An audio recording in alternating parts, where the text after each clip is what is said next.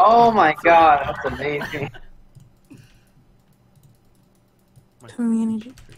Alright. What did you post? Is it in your capturing server? yet? Oh. Again. Oh, yay. The shit I sent. The Alright. fucking. Alright, Ball, do you see it? Oh, it's The shit I sent. This an app. sniper. Huh?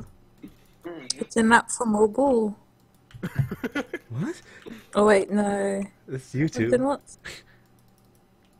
No, I'm just looking it up and. Oh, yeah, yeah. Oh, wait, it's never- It's also. But I just sent you a YouTube app. The thing for it. We're just gonna do it through this. Okay.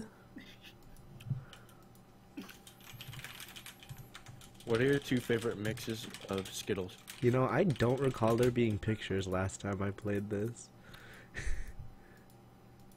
Skittles. What's your favorite mix of Skittles? Mix of Skittles. Oh, all of them. You instinctively Spin duck and around. twist just as a column of flame streaks over your shoulder. A black lumpy fist the size of milk jugs. What? The size of a milk jug. What? Bashes your chest and sends you crashing 20 feet backwards into a mid-sized sedan. Wow. Gritting your teeth, you struggle to stay on your feet. A blurry gray figure prowls to your left. He eases a glistening sword from its sheath on his hip and takes slow, steady steps in your direction. You're frozen with indecision. Who is your biggest threat? The fire-singing sociopath. The fire-singing sociopath, the ham-fisted powerhouse, the ninja preparing to decapitate me. Hey guys, I'm gonna test on my mic. No, no, please. Bolo, what choice? Look. Wait, sorry. Kid got him. I'm sorry. Pick the second one. Ham-fisted powerhouse?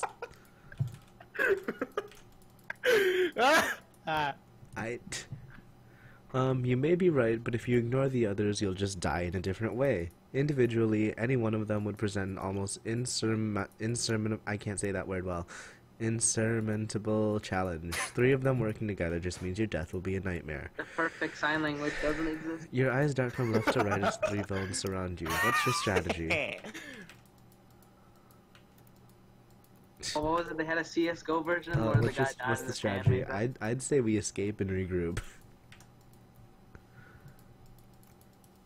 What about you, Bola?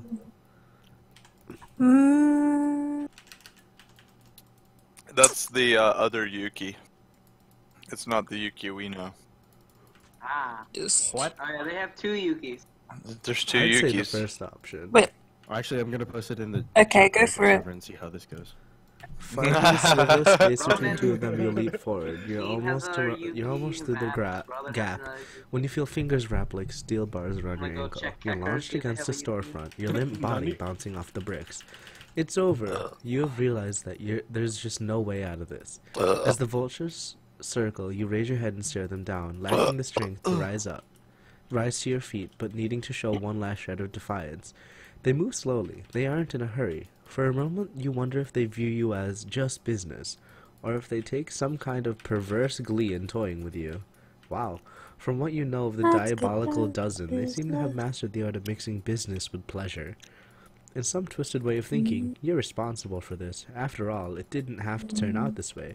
You could have had made different decisions, smarter decisions, but you didn't. And you trusted the wrong person. 2 years ago. Oh god. Today's the day, the start of your new life. You fantasize about this day since you were 8 years old, diving off the living room sofa with reckless abandon, eliciting a satisfying hiss from your furry nemesis. You smirked as Kitty Fuzz retreated to your father's recliner. Back then, you didn't realize it could actually happen. It was just a fantasy, after all. What kid doesn't dream about being a hero with fantastic powers? What kid didn't want to be a Z person? As a kid, what power did you dream of? Let me see the options. I'd say The either bus, force fields. invisibility. Force fields sound telepathy. pretty lit. Force fields for the... I wanted That to sounds be pretty Spider-Man lit. or fucking Splash. Oh, I like... I'm stuck between invisibility and flight. Really? I feel Um, like flight sucks just because it's so generic. I like force fields or invisibility. Because force fields, you could actually fuck people up.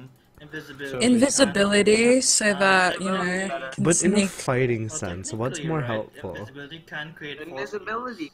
So basically, fucking, what's her name? Then Invisible Girl fighting. from Fantastic Four. Yeah, it's either You can do being so much helpful more in with this. This fights. is fantastic. It's either But being helpful in fights Susan, or she just could walking do around. both. She could do both. So, yes. I feel like force fields would be more helpful to a team.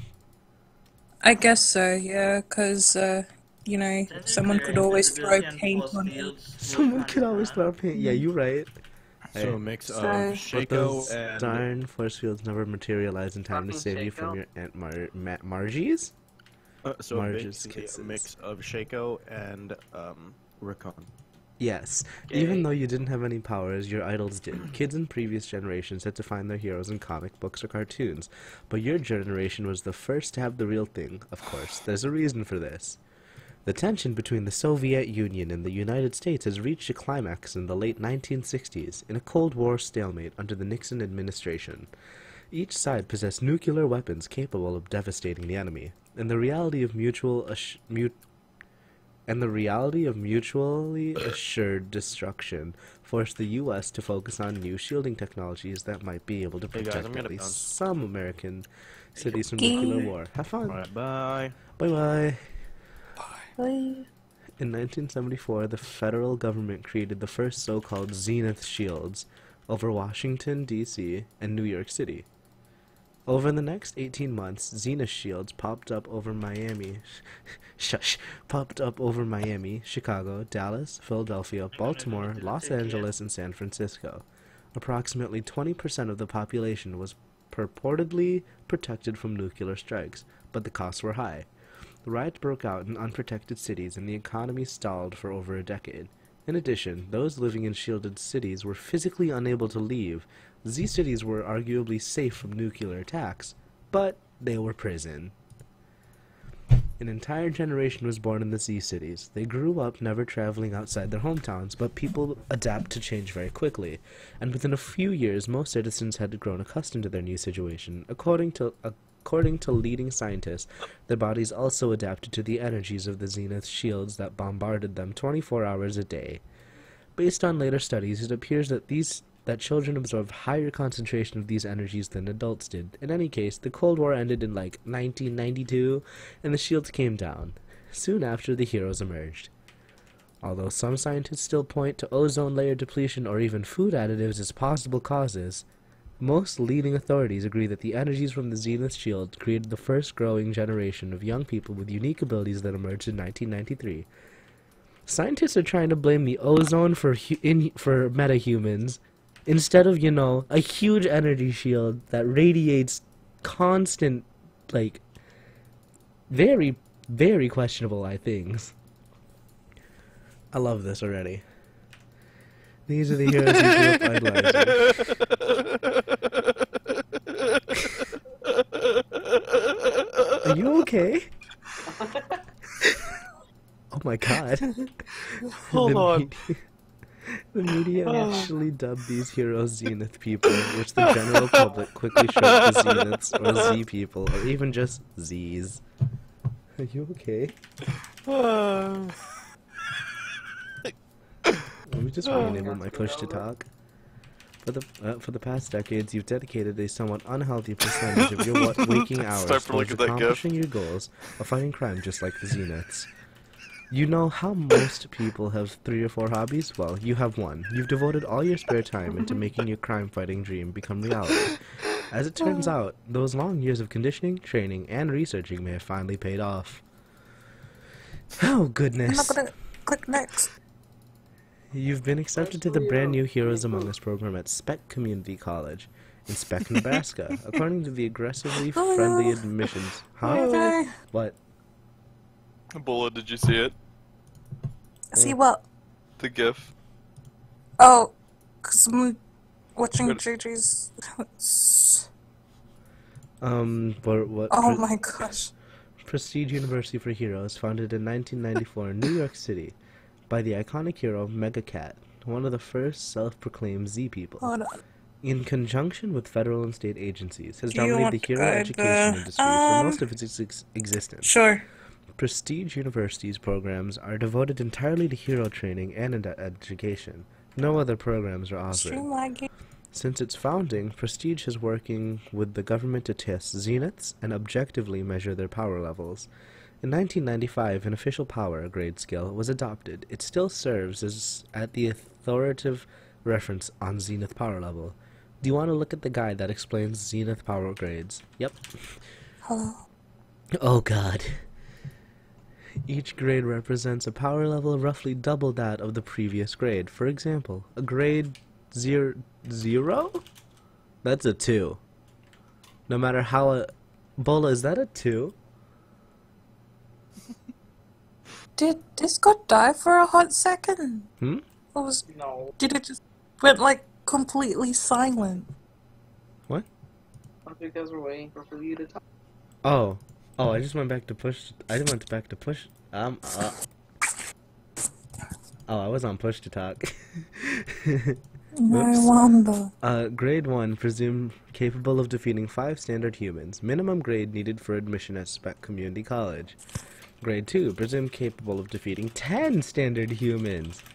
Grade 3, presumable capable of defeating 20 standard humans. Minimum grade needed for admission at Savior School. Grade 4, presumed capable of defeating 40 humans. Whoa. Grade 5, 80 humans. 6, 160. Okay, that's getting a little extra now. 7, 320. Jesus. And 8, 640.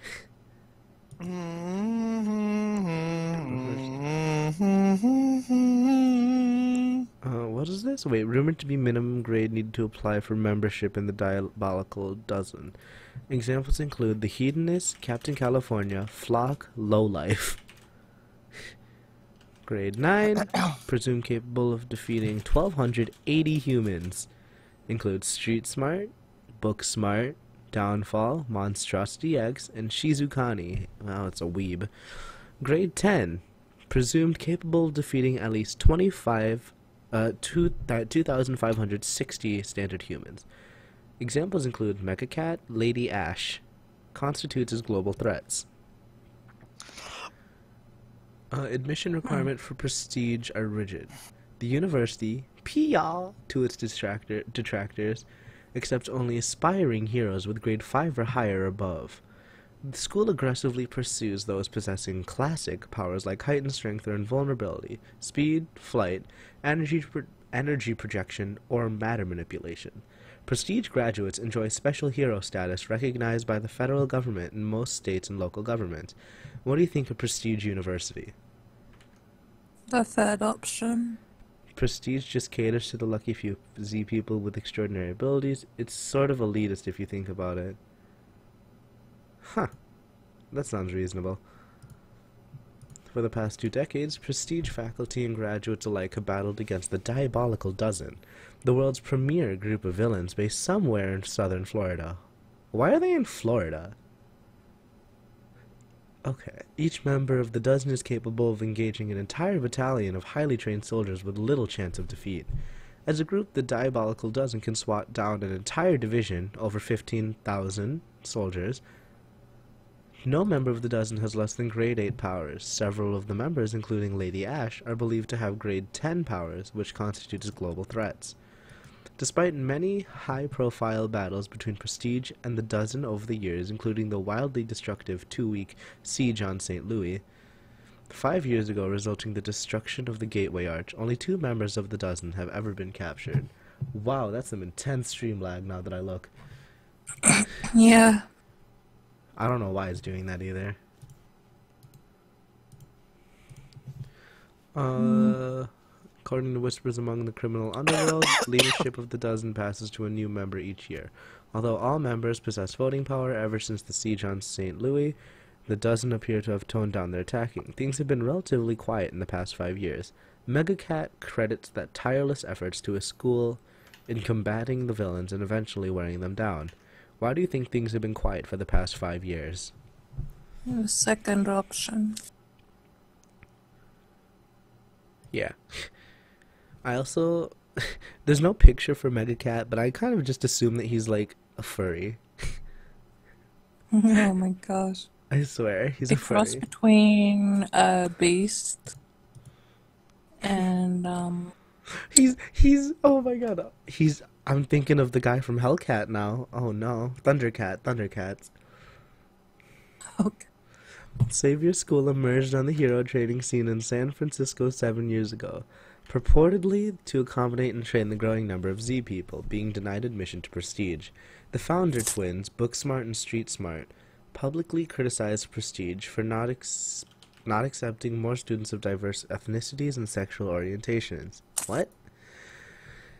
Savior School promotes a more exclusive admissions system, accepting students with abilities classified as grade 3 and up, meaning that young Z people with low-tier to mid-tier abilities finally had a place to train.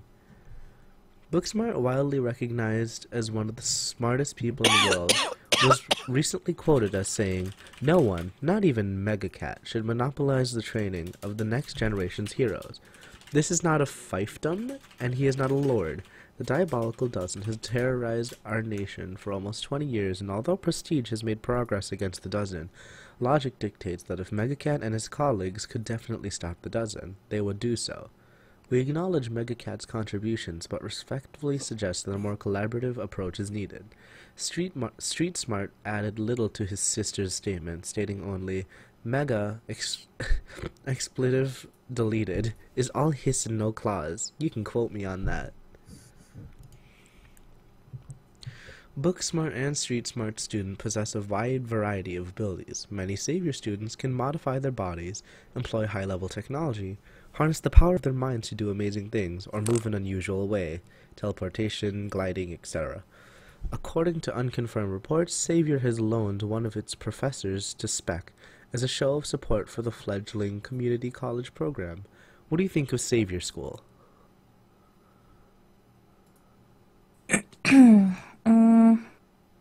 I feel 2 or 3. 2. 2? Oh, excuse me.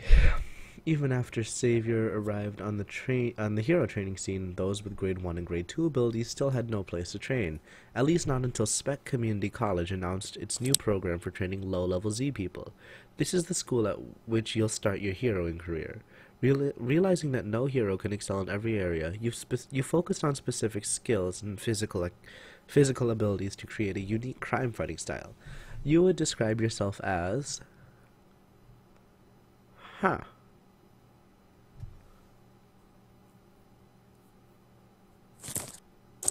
Shape. Acrobat. Oh. Between... I like acrobat. Sharpshooter and detective. I like acrobat and detective.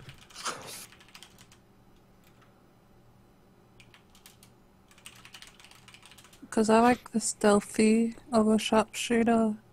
I like stealth over sharpshooter definitely, but I feel like acrobat or soldier would be more helpful. I think sharpshooter's not even like a viable thing at this point. And soldier. Wait, let's see your stats. Excuse me. Coming in, and I'm feeling hella drowsy. Me too. Huh? What do you mean? Soldier, acrobat. Okay, should we do soldier or acrobat? Sharpshooter. Soldier. Okay, sharpshooter doesn't sound good. Cause I feel I like said soldier. I know, no, I'm just reading what Death typed. Because if you think about it, sharpshooter. If you're versing anyone with, you know, powers, you're gonna get wrecked. At least with like soldier or acrobat, you're pretty good. And you said soldier, right? Yep. Oi! Swallowing hard, you try to balance your nerves in your excitement. You've trained hard, but you've never been able to overcome a glaring weakness that might end up crushing your dreams of being a successful crime fighter. After all, not many heroes are clumsy. You're naturally very tough and able to soak up damage, but stealth is not your strong suit. You're the type of person who trips and then looks backwards at the ground as if to imply some non-existent hazard was to blame. Even while moving around familiar places like your apartment, you tend to knock things over. Things get really ugly in public. On the plus side, not everyone at Spec will possess the stealth of a ninja. Surely you'll make some friends with this ability that complement your own. Funds will be really tight with only your 2,500 Spec stipend to pay your daily expenses for the semester. Thankfully, your scholarship covers your tuition and even your off-campus apartment, or you couldn't afford to take this opportunity. But your weakness is hardly your biggest issue. Lacking any special powers, you're the only normal student in the entire incoming class. You're not a Z person in any sense of the term. Thankfully, in a display of its desire to accommodate all aspiring heroes, Spec's new program has reserved one slot for a student lacking any powers. Still, your natural abilities and low-level equipment barely justify a grade 1, much less the grade 3 or grade 5 necessary for entry into Savior or Prestige, respectively. Your only available route is to become a sanctioned hero. Runs through Spec, Nebraska. That was a weird way to say it. You rode a roller coaster of emotions in the past month. You applied to Spec in February and fretted daily about your chances of getting in. The application process was anything but straightforward. You were not allowed to use your real name, address, or any other identifying information on your application materials. Instead, you were directed to label all your materials simply with your hero name. Excuse me. Communication involved in Mesa P.O. boxes. I know, I hate it. Clandestine meetings with masked messengers in predetermined locations, and a few brief conversations on throwaway phones. Since Prestige and Saviors are never allowed non-powered students to apply, you anticipated fierce competition for the sole non-powered slot in Spec's program. Thankfully, you were able to impress the admissions office with your essay, focusing on your rather impressive accomplishments. Obviously, you've included all of your major achievements, but which of your accomplishments is most satisfying to you? That's not pulling the trees. I say placing first in a citywide judo competition, or taking first in a state horseshoes competition. Oh shit. But I mean, like, judo sounds pretty badass. The chess one just sounds lame. Judo. Did someone say jujitsu? Judo. In April, you received an acceptance letter. Dear aspiring hero, congratulations. Welcome to the Spec Community College Heroes Among Us program. You were selected from over 500 applicants for the sole non-powered slot in our program. Our admissions committee was very impressed with your written essay titled No Powers, No Problem, and we appreciate the special perspective you will bring to our incoming class. Winning first prize in a high school district chess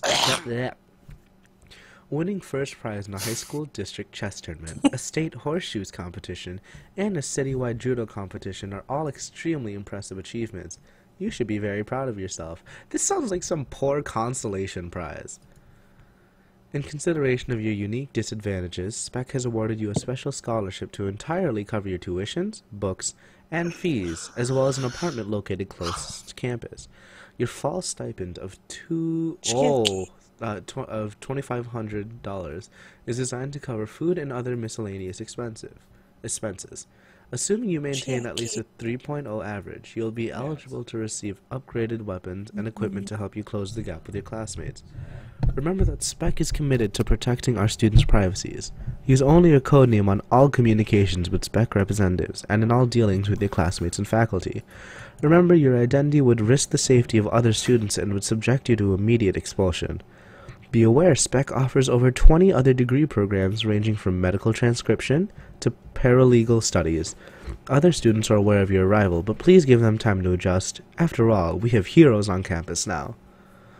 Orientation starts on August 8th at 10 a.m. in our gymnasium located in the west wing of Heroes Hall, formerly Smothers Hall. At orientation, you'll receive your class schedule and meet your classmates and professors. Enjoy your summer. We look forward to seeing you on campus in August. Sincerely, Dean Meg Tolley. This is a lot of reading. Jesus Christ. Yeah, you should be happy, you know, that is You fold the letter and tuck it. Jeez. Yeah. You fold the letter and tuck it back into its envelope. Looking down at the envelope, you run your fingertips slowly over your hero name. The name you see is. Oh, do we want one of these or do we want to make our own name? Let's make a Make our own? name Yeah. and call it Freckle. No. Honey, no. No, he doesn't. Let's name ourselves Dysfunctional. What's some, like, badass hero name, guys?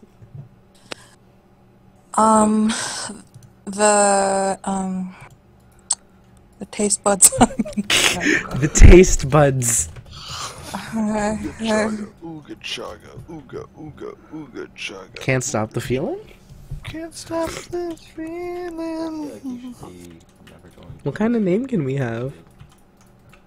Mm, Mana crystal plus refillable pot, and then turn it into either corrupting potion or early sheen or whatever. Um, I don't know. There is. What's like a hero name or name? something for this. totally not Foof? eavesdropping on the background. Foof. I tried to say. This is gonna be our hero name, Foof. Up to you, man. Can I imagine this is our hero name? Wait, let me just do a random generator. Alright. It can be. Phantasm. You Phantasm. fool. The Phantom Foof. Wait, That's actually cool. Phantom Foof. Phantom Foof. What's this? It's like Phantom Fufu. A Phantom Fuyu. Fambuju. God. Kudu Dad, Machado. watch your language. Shigatabai Damavia. Oh, this is not this. I said, watch your language somewhat. Alright, Phantom voodoo, Fuyu. you voodoo bitch. Yeah, I'll take it. I'll take this. This is pretty nice. Alright, but in your everyday life, you're just a guy. Named, oh man, what's our name? That's quite a Our name. name. Oh Our man, name what's is... our name? That's it. That's it. Oh god, what's our actual name, guys? Old man, what's your name? This is our, Oh, this is man. our, you know, our civvy name. Oh, a civvy. Just go with Susan. I'm a guy. Hey, are you? Wow. Yes. Yes, I am. Wow. I swear to God. I swear really. to God. Whoa, swearing to. Damn, but. Our name is any gonna be other- his. Catholic. What's our Just- name gonna be?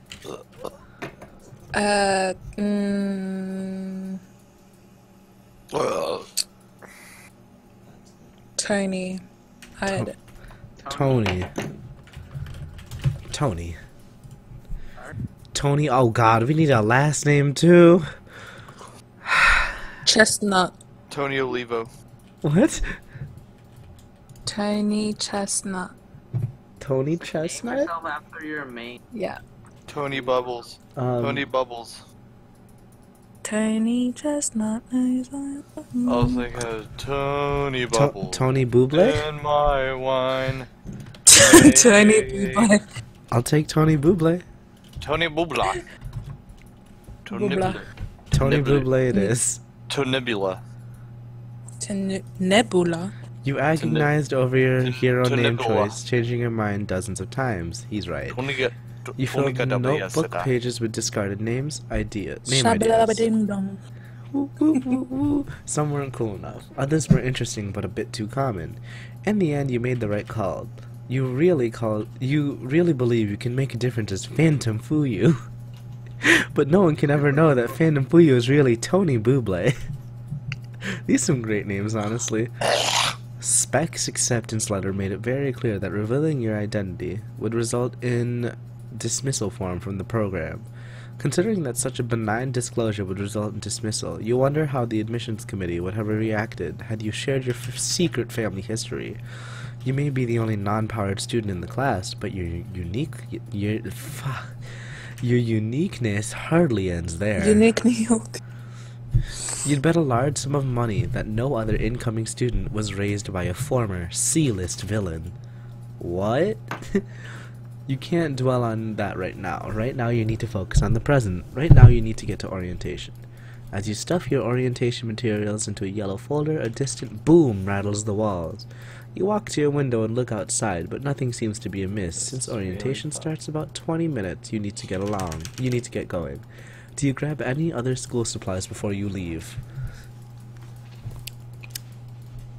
Yes. I know, yes, but we have to figure out what we take.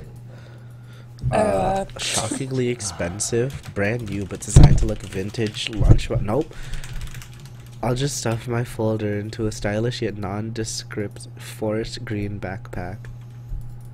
Ooh. Yes. So that. Hello? The other one is either I want a black and gold Mega Cat backpack, or I want a Street Smart tin lunchbox. God, no. The forest green.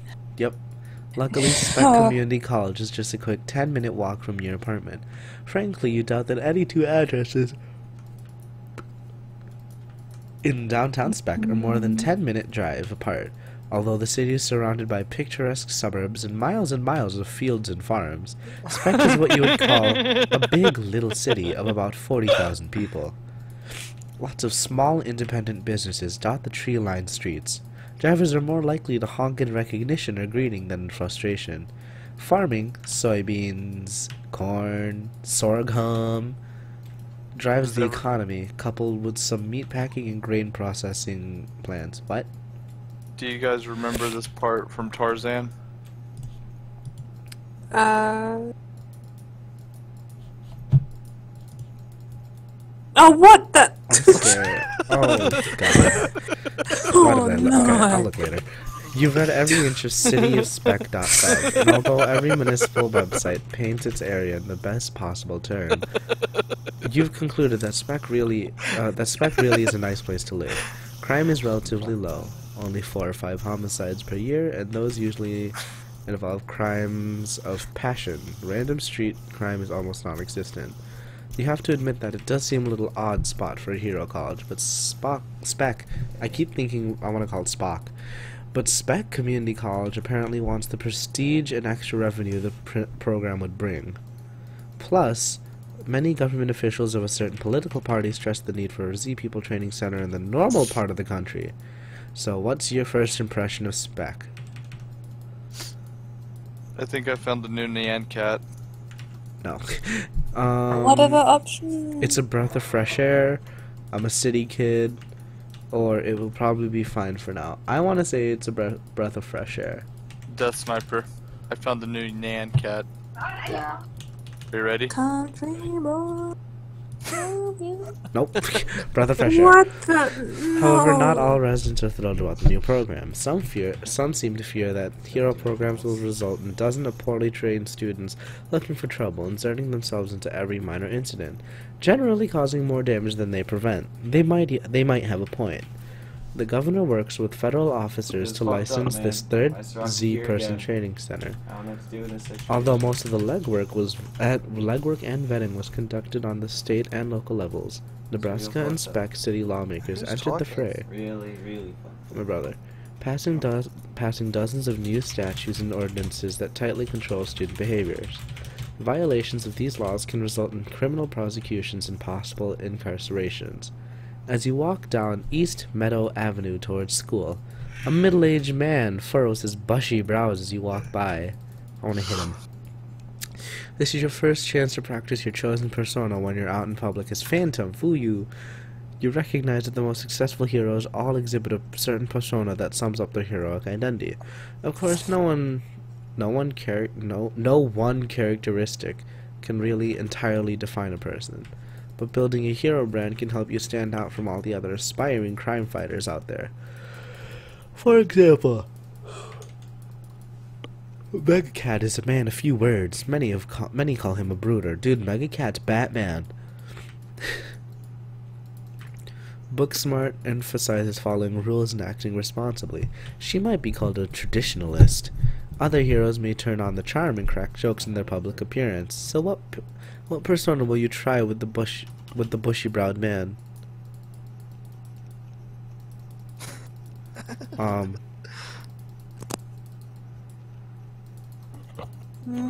Should I be a charmer? Wait. Charmer or traditionalist? Charmer.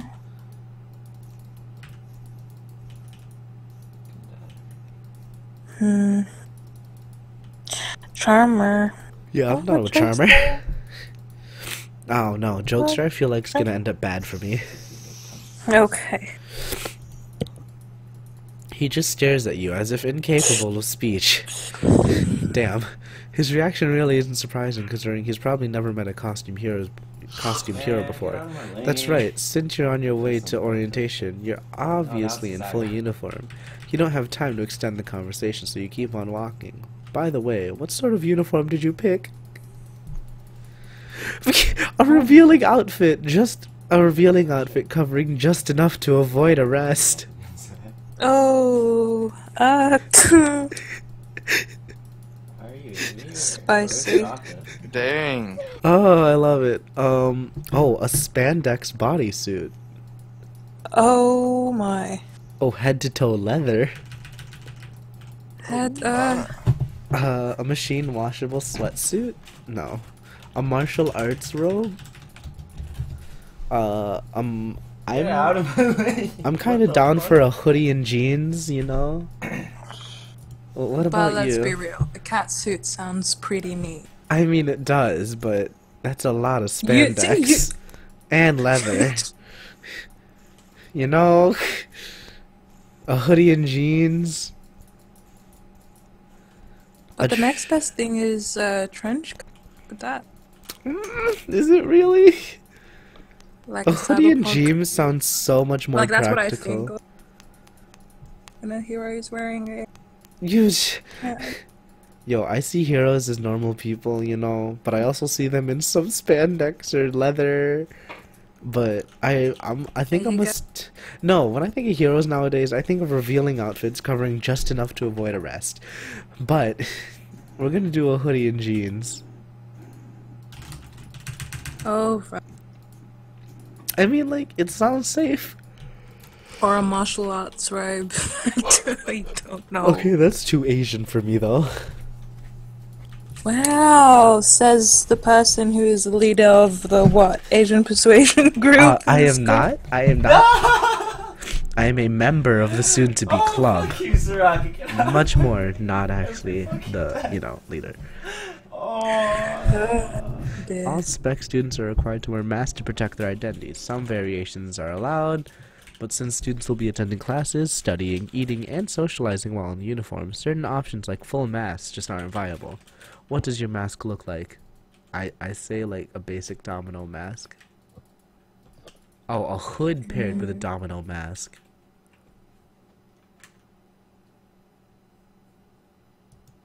Oversized goggles. No. No. Why? We're in hoodies. Dude! Okay. Can We're you not see the style that's happening here? Trench coat Hun, and no, goggles. we didn't choose trench coat. We chose jeans and a hoodie. Oh my! So you're gonna go with a classic half mask? No, I was gonna say a hood paired with a Supposing. domino mask or a basic domino mask.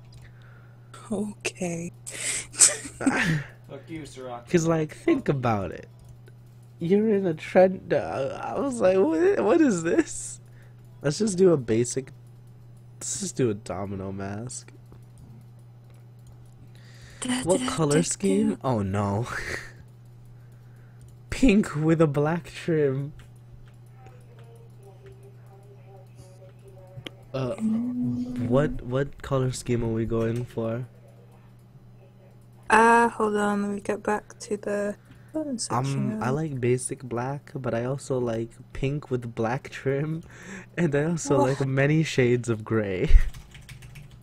Yeah, black. Basic black? Alright. What extra touch did you add? No pouches. No cape. That's a rule. Leather thigh-high boots with 3-inch heels. But too late, you already picked the hoodie and jeans. Hey, I bet that's for clothes barely very revealing clothes, but just enough to not get arrested. I say a cool belt or lots of pouches. Cable. No capes. Pouches. Pouches? Reasons. What? Should we do pouches or a cool belt? It's up to you if you want to go with belt. I mean, we could be McCree, or we could be Inspector Gadget looking ass. Matt, you're a Texan. What should we do? Matt? Okay. Okay. Let's do the cool belt. Okay. It even has some storage compartments. Blaring sirens and flashing lights interrupt your daydreaming. 2 squad cars with SPD's finest fly around the corner towards your apartment. They slow at an intersection, chirping their sirens again as they roll through and then accelerate. Oh, fuck. Down East Meadow Avenue. Damn it. You arrived in Spec almost 3 weeks ago, and this is the first time you've witnessed police actually responding to something. What do? Orientation starts. I'm not a hero yet. I'm also a normal human. I don't want to die.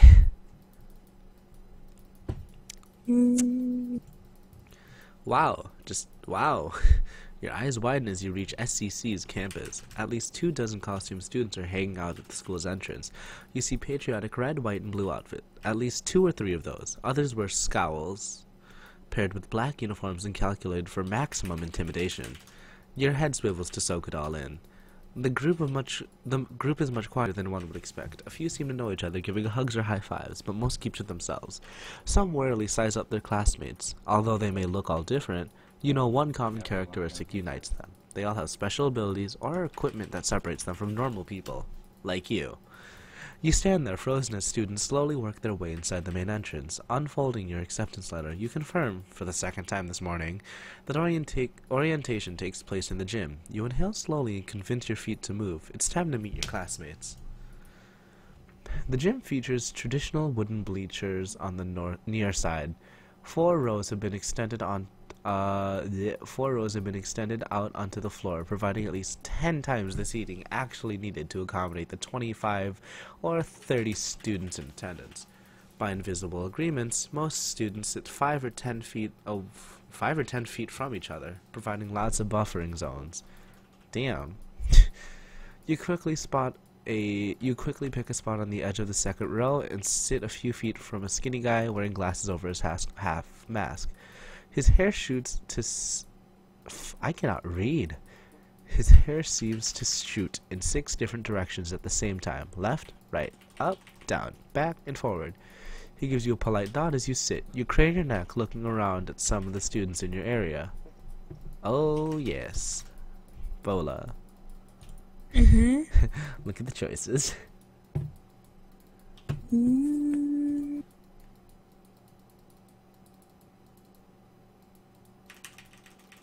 Oh. Oh, yes.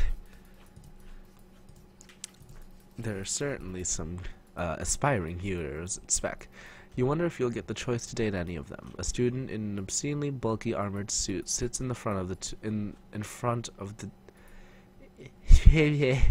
The student in an obscenely bulky armored suit sits in front of you on the front row.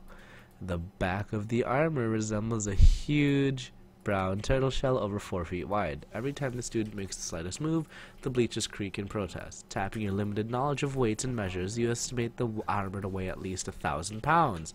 Feeling bold, you tap the student's shoulder. Surprisingly, he somehow feels your tapping again, because he quickly turns around. You smile and greet him. Hey, what's up? I'm Fan of Fuyu. Cool armor. Oh, hey, I'm the... oh my god. Well, this hero is disgusting. Just talk straight. Hi, I'm the Combat Wombat. His face is friendly, with a small nose and round cheeks. He wears mechanical-looking goggles to conceal his identity. I like your green backpack. Combat Wombat. Did you hear that right? How do you follow up on that? This also might be another good chance to practice your persona with classmates. Charm him. Okay. He nods and launches into a diatribe about his namesake. You see, the Wombat. Thank God. His explanation is interrupted as the bleachers violently groan beneath his crushing weight. Wombat excuses himself and rises to stand beside the bleacher. You turn your attention back to the gym floor. A few people you assume are professors sit in simple metal fold-out chairs. A man with the skin the color of marble is rocking an immaculate navy single-breasted suit. He leans in and whispers to the woman sitting beside him. The woman, wearing glasses 3 sizes too large for her long, narrow face, smiles broadly and raises a hand to cover her mouth. A severe woman in a futuristic battle suit sits on the other side of the marble-skinned man. Based on her scowl, you anticipate she will bludgeon him to death with her steel chair if the program does not start soon. Just from that short description of the severe woman, I just got this image of Ellen DeGeneres, not Ellen DeGeneres, Jane Lynch. Oh. Oh goodness. Oh goodness. An odd figure in a purple cloak glides in seemingly random circles around the chairs. You can't determine the person's age or gender. No facial features escape the hood's shadow. A plump woman in her early 50s busts out from the equipment room and waves both her hands at the audience. 2 basketballs and a volleyball roll out before she can close the door. She trots up to the podium, which for some reason is marked North Spec High, and adjusts the microphone downwards. It's always best to start with a joke. She smooths her coral jacket and grins as if already amused by the punchline. So I asked the deans of Prestige School for Heroes, Megacat, to fly out here to lovely Spec, Nebraska, to say a few words. The mere mention of Megacat's name causes a buzz to ripple through the small crowd of hero students. The woman blinks. Oh no! Oh, he's not coming. It's just a joke. Did you get it? Where was I? What a bitch. Okay, where was I? So, as I asked Megacat to fly out to say a few words, and he asked me, where's Spec? So I said Nebraska, and he's like, where's Nebraska? She smirked before it continued, so I asked him, well, where's New York? Awkward silence follows. One of the basketball continues to roll across the gym. One student in the back yells, New York in the house! The other glance sideways at one another. The woman clears her throat. What? Anywho, I'm Dean Meg Tolley, and it is my distinct pleasure to welcome you to Spec Community College's brand spanking new Heroes Among Us program. Those words elicit an energetic response from the audience. A high-pitched "Woo!" assaults your left ear. A girl sitting beside you dressed in a pink fairy meets masked swordsman tries unsuccessfully to start a Let's Go Spec cheer. Many just clap loudly. How do you respond? Oh no.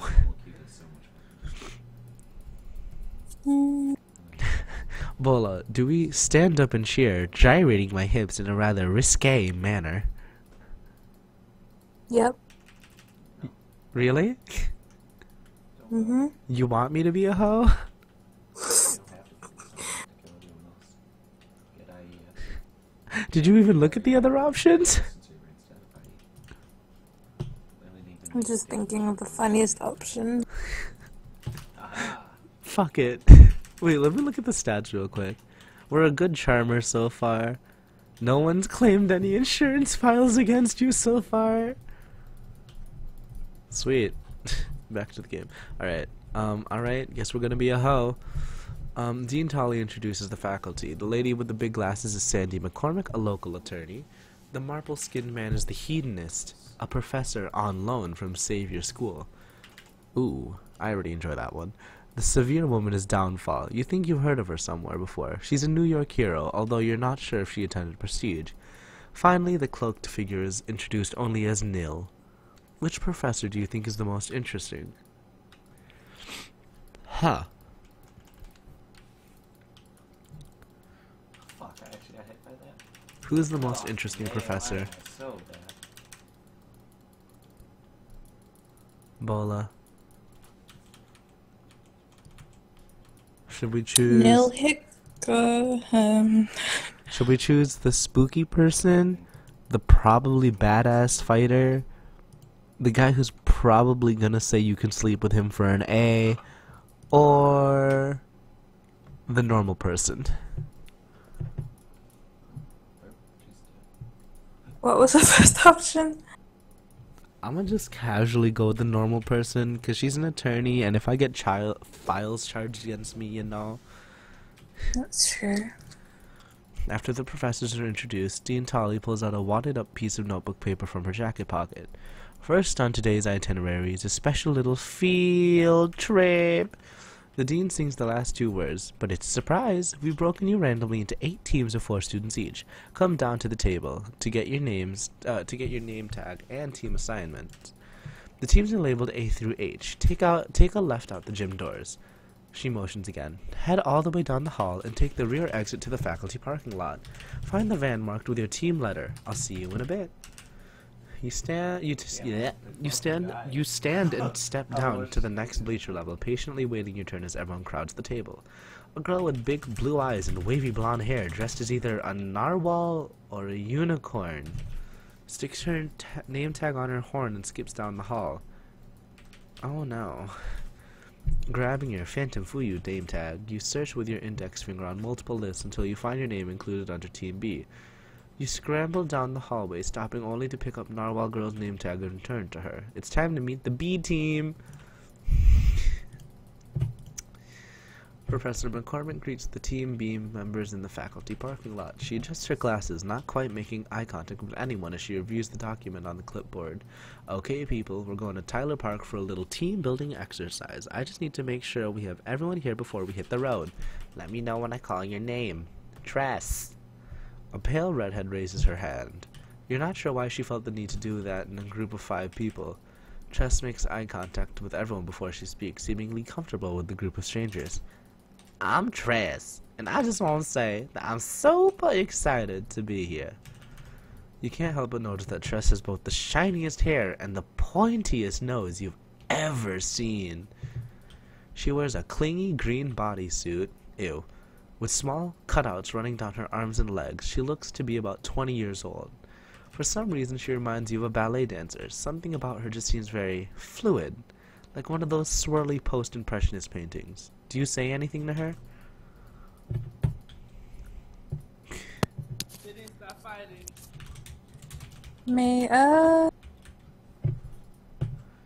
I say just smile and politely. I don't know what to do with her. Yeah. And welcome back, Sniper, and hello. What? Warren. So tanky. Ignore It's it. Why Warren. does he sound so far away? He's away from his mic, I'm assuming. She grins. People tell me it's appropriate, considering my Also, powers and I all. don't know why the fuck you went. Mr.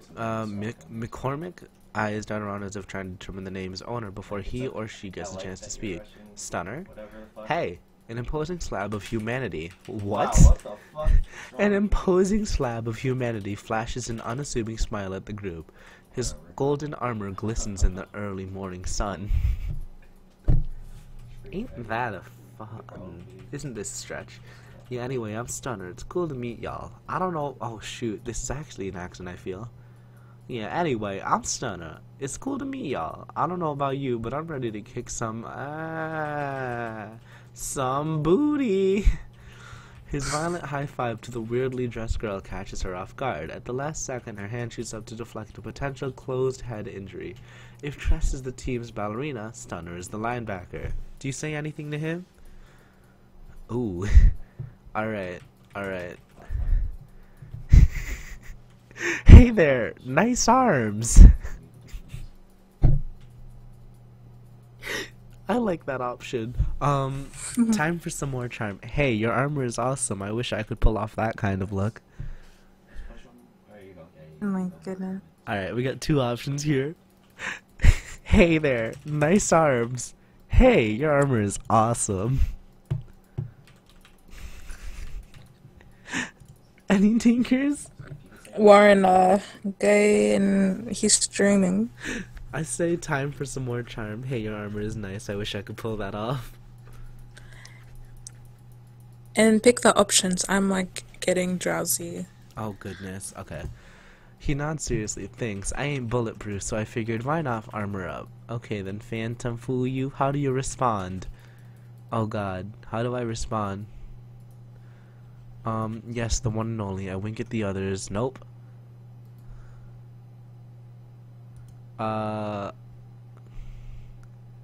Let's just be traditional, I guess? Stunner nods. Good to meet you too. I've got a good feeling about this team.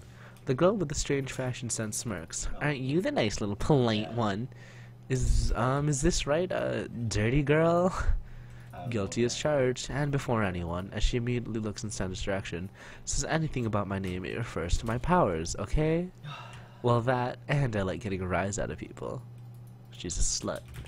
You don't doubt her last remark. She wears a retro leather aviator helmet as if she was expecting at any moment to leap into a World War II fighter plane. Her goggles are pulled down over her eyes, strands of blue hair poke out from under her helmet. She wears a black t-shirt with the message, "Getting Dirty," on the front, along with gray and purple tartan shorts and oversized buckled black boots, giving new definition to the word clunky. Dirty girl isn't your stereotypical spandex-clad heroine. Before you can say anything to Dirty girl, Professor McCormick taps her clipboard with her pen. Okay, Team B, hop on the bus. We'll discuss details on the way. There's so much reading. As it turns out, the Dean's assigned team building exercise is really a game of capture the flag. Team B will face Team H in the north portion of the park. Standard rules apply. The play area, roughly twice the size of a football field, provides adequate tree cover. A pond approximately 100 feet across marks the midfield point. Orange cones designate the midfield line as well as the outer boundaries. Two members of each team will play defense, but must stay at least 30 feet from their own team's flagpole unless they are pursuing an opposing team member. The defenders can capture opposing players once the opposing player crosses over the midfield line. A two-hand touch is needed for a capture, although powers, equipment, and weapons can all be used. Captured players must walk over to the jail tree and keep one hand on the tree until friendly players find them and free them with the two-hand touch. McCormick taps her clipboard. Okay, listen up because this is important. Personally, I think this is a stupid idea imaginable, sending brand new students out to a city park to blast or punch or whatever you all do to each other is just asking for a lawsuit. She pauses until everyone is she pauses until everyone is making contact with her. Do not, let me repeat, do not damage municipal property. That means trees, bushes, benches, birds, grass. I'm guessing no one read the hero liability insurance policies we mailed to you back in June.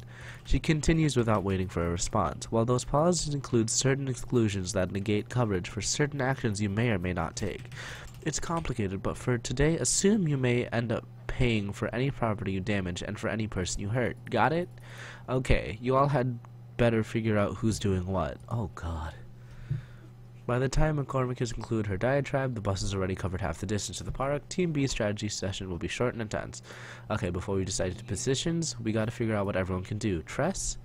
I have telekinetic control over my hair. I can make it grow like 20 feet. Four pairs of eyes focus on the redhead as she whips her head. Oh, she's Medusa. Her eyes to the unoccupied back half of the bus. Orangish red turns of her hair, but from her head, flowing over the seats into the aisles. Her gaze intensifies, and the long hair stands up from the floor like dancing cobras. Stunner sums up the thoughts of the group. You're on offense. Hell, girl, you can probably grab the flag that way. Alright, Fanafui, what exactly do you do? Oh wait, let's be honest. We don't have powers. No powers, huh? You must be that scholarship kid I heard about. It's cool. No powers? That's pretty brave of you. Or insane. One of the two. We'll have to figure out which. Stunner explains to the team that he can create shockwaves by clapping his hands together. Combined with his natural strength and speed, his abilities make him a natural offensive player. Dirty Girl gives a brief demonstration of her powers as the bus pulls up to the park. She points her fingers outwards. Thick puffs of smoke ooze from the pores on her skin. Within seconds, smoke fills the bus, reminding you of a poorly licensed honky-tonk. A coughing fit seizes the driver, who narrowly avoids driving over the curb. I can make tons of it, so thick no one can see through it. Other than me, I'm used to it, and I wear these. She adds, tapping a finger to her goggles. Stunner seems pleased. GG, you're on defense. The other team won't even find our flag, much less take it. Fanafuyu, you're with DG on defense. PF. McCormick motions for the team to exit the bus. Do your best, don't hurt anyone. Don't damage anything, don't make any unnecessary risks. She smiles and adds, oh, and try to have fun. You and Dirty Girl trudge over to the Team B's flag to coordinate the defense. She immediately scampers in a circle around the flagpole, concealing it in an impenetrable fog. Goodness. You know you don't have much time before the game starts. What do you do?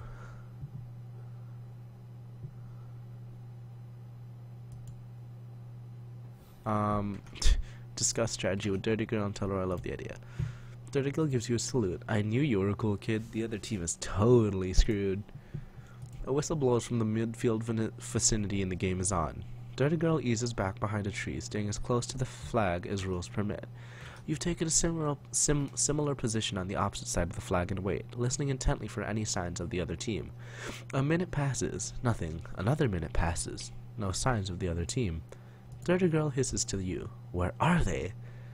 Before you can reply with a shrug, you spot a flutter of motion between two towering cottonwoods. Something resembling a huge sheet of newspaper flips and flaps in the air, making a soft rustling noise. The paper glides close to Dirty Girl's fog cloud. The paper speaks in a high-pitched voice. No fair. Crook, they're cheating, aren't they? I think they set it on fire or something. You squint at the newspaper as it flutters in the shape of a shorter girl clad in flowing white robes. Crook! Crook! A green-cloaked guy eases out of the nearby bush, angling his head in a series of jerks as if to overcome his hood's grip on his peripheral vision. He seems to have a stocky build but nimble feet.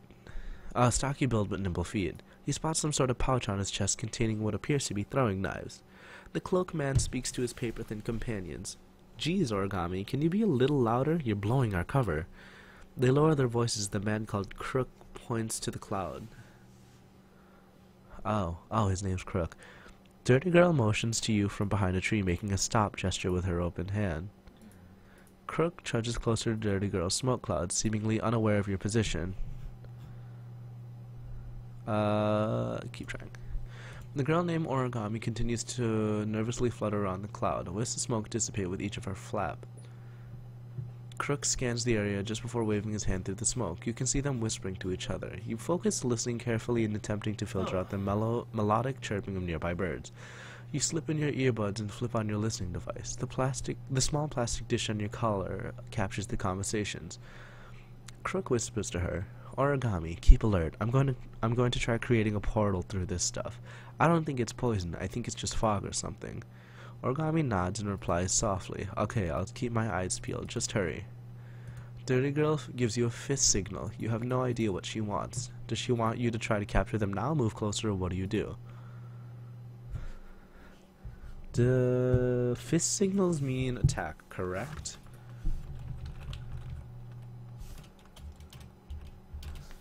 I think it means attack.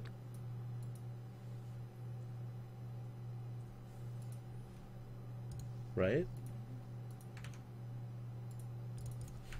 I'm assuming it's attack. You just aren't fast enough. By the time you've moved out of the brush, Origami has already spotted you. Crook, company, it's alright, let's roll. Oh god.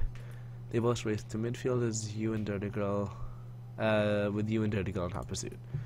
You and Dirty Girl sprint in pursuit of the pair, but somehow you manage to immediately lose them. Upon passing the pond, Dirty Girl hisses, heads up, we're in enemy territory. You try to slow down to strategize, but Dirty Girl pushes over your shoulder, insisting you both keep going. You turn your head, protesting her push, but you stumble forward into the grass face first. Dirty Girl trailing closer behind you, sprawls on top of you with a thud. I cannot read. Damn it, Captain Powerless, watch where you're going. Before you can respond, a third voice chimes in. Well, this wasn't much of a challenge. Crook glides through a spruce tree and reaches down to tag you and your partner before you can even begin to stand. Dirty Girl's unexpected shriek scream in your ear. Get your hands off my ass. Crook chuckles something about making a thorough capture. He curls a finger for you to stand. I'll escort you to our jail tree, assuming you can manage to put one foot in front of the other. Origami flags closer to you, her paper-thin flags clutching your team flag. Oh god. You and Dirty Girl slowly stand as Crook commands. Let's go. Up ahead you hear yelling, then a boom rattles the ground under your feet. Raw curiosity compels you to pick up the pace. You swing around a particularly large pine tree and land right into the thick of the battle. Stunner slaps his meaty hands together, resulting in a tremor that knocks a skinny brown and blue-clad boy on his butt. The boy shakes his head to clear the cobwebs and then rolls away from Stunner. Tress grabs Team H's flag with her telekinetic tendrils and literally skips up to you as you reach the jail tree. Hey, look what I have. Wait a minute, you're supposed to be on the fence, and who's that? Tress's eyes widen as Crook reaches to tag her. She twists away and ends up running back to Stunner, who is still beating up the skinny kid. Stunner, apparently not worrying about being tabbed, snatches Thin Boy by his collar and picks him up with one hand. I think I got this. The boy loudly protests, hey, this is supposed to be a game. We're trying not to kill each other. Stunner casually tosses him aside and the boy lands on the ground with a thud. Then Stunner jerks his head, focusing on Team H's other defender. A small, dark-haired girl wearing a simple gray sweatsuit. Her expression is vacant, as if she's examining the air for herself. Tress yells for Stunner to turn around, but he just shrugs it off with a curt in a minute. Stunner marches over the dark-haired girl's direction. Are you playing or what? Just lay down if you want it. The girl turns her face to him, but does not answer. I said lay down. Oh god, this skinny boy, What do you do? Still get away from him, do nothing. The world vibrates when Stunner's hands slap together, your teeth rattle, two birds on a nearby branch slip away from for higher ground. But the girl still stands there staring at him. She holds one of her arms absent-mindedly and rubs it up and down. Are you finished? Origami has been screeching, trying to make herself heard over the chaos. Guys, it's over. I'm standing here with your flag. Stubble surrounds Crook's smirk as he ceases her pursuit of Tress and turns to Stunner. We win. Stunner pivots just in time to see this happen. He scowls at you and Dirty Girl. He doesn't look happy. The team doesn't handle the loss well. Stunner blames you and DG for leaving your post. Tress is on the verge of tears, blaming herself for getting captured. Dirty Girl is on the defensive, arguing that Tress's capture and Stunner's overly aggressive behavior led to the loss. Professor McCormick listens but does nothing to intervene. The bus smells like burnt toast. Lovely. What do you say to the others?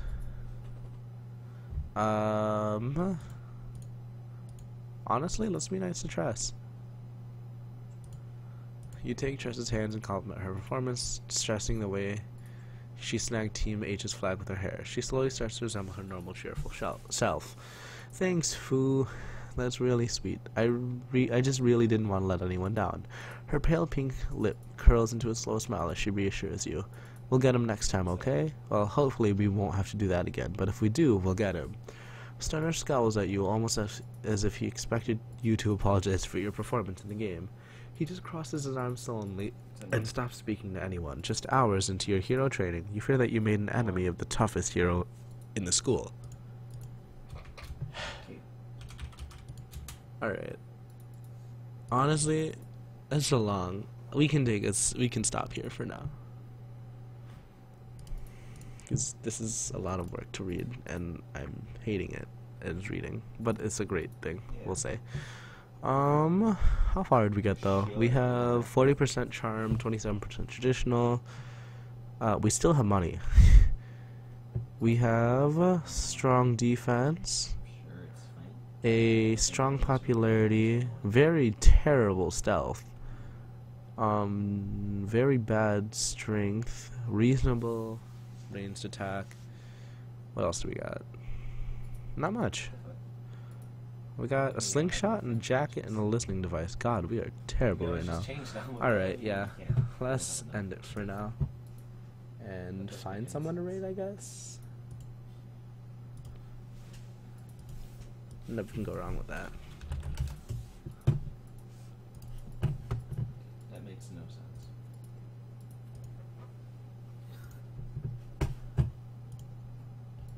It's better to pick random ones than what they picked because they suck. In fact, I wish I could just hide out all the default ones. They're so fucking dumb.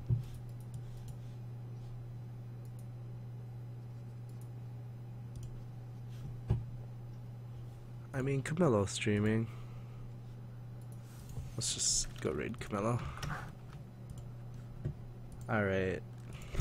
So, anyone who hasn't been on a raid, we just do a standard copy and paste that.